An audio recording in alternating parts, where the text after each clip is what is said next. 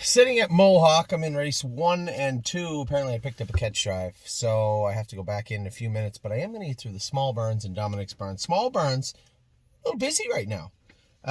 Deb O'Brien Moran, you guys maybe have met her if you've ever been at the barn. Nice lady.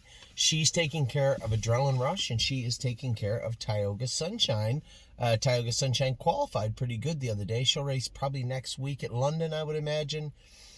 And Adrenaline Rush, he's healing up right now. He had to clean out. It was disgusting. Where he was castrated, he ended up with a little infection in his abdomen. It just sat there forever. There was a small incision that had not quite closed. It would leak and leak and leak a little bit. Deb was one that noticed it. And the vet that did the surgery on his broken leg never noticed. This horse was castrated well over a year ago, probably as a 2-year-old.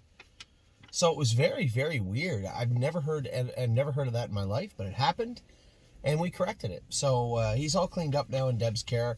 He's going to need, it was quite extensive. So he's going to need to let that, I didn't look at the prognosis. I suspect it's going to be a week in the stall, a week of walking, and then light jogging, and then we can get him back. Now, the good news was he was ready to qualify when we actually did this. So this can only make him a better horse, I would hope. Brett and Stacy Miller of Kings County. He was really good at his first start in Ohio for us. We left him with Brett and Stacy. He had raced in the Open. Quite a jump for his next start. He did okay, and now he's back down in a class where he told me he thought he was going to be pretty good. So we'll see how he races. I think he's racing Sunday, isn't he? Sunday or Monday.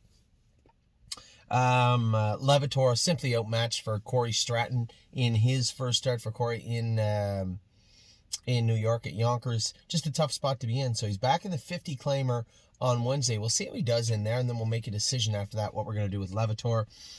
Tim Twaddle. We got some horses back with Tim now. We'll have one right now. We had two. Amordino simply looked lame to me, left hind in the mile. It was pretty clear that Dave Pallone had noticed something was up also, the way he kind of let him fall off the gate, and then it looked like coming to the 3/8 pole, he was actually going to pull him up. So there was no indication of any lameness when he left Ohio. That's not to say that maybe there wasn't something brewing. Maybe he bruised himself after the qualifier and it went unchecked. So we are going to get that fixed up and figure out exactly what it is and remedy it. I mean, if there is something there, fine, we'll find it. But if it's something that just needs addressed, then we'll address it immediately.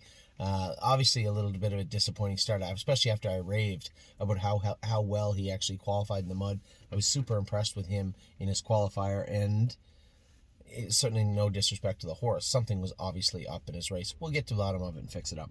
Walk on the Moon, much better. Put the hobbles on him. I don't know why he needed the hobbles. I have no idea why, but he looked much better. Not a first over horse. We've talked about this. More of a trip, race him down the lane type horse. We'll see how he races next week, but I was not next week. They're off at the Meadows next week, is scheduled time off. I didn't want to bring him back to Northfield. There was just no need to, so we just left him for a week, especially with all the heavy lifting. Listen, I'm not oblivious to the fact that he worked very hard going through the qualifiers. Then with that break in Miami Valley, all the shipping and training and qualifying and racing, we tried to get into him. A week off's not going to hurt him. So I was very happy with Walk on the Moon's second start of 2022. A little perplexed why he needs hobbles now, but nevertheless, he looked good the other day. And then Ross Leonard did a masterful job. 2 days he had the horse, but massive profit, looked fantastic. Winner in 56, looked impressive. Looks like we're going to have a lot of fun with this guy this year in Indiana. So those are the small barns. I'll be back in a minute. We have the aged horses, the 2 and 3 year olds in the opening. I might leave the opening for tomorrow. You know, we ended up, one of our clients gave me tickets to the Blue Jays game. So thanks to Tom for doing that. I'm going to take Curtis and his wife and kids, Amy and myself and our kids are going to go to the Toronto Blue Jays game tomorrow. So maybe I'll do the opening on the way to the Jays game. I'll be back in a minute with the aged horses though.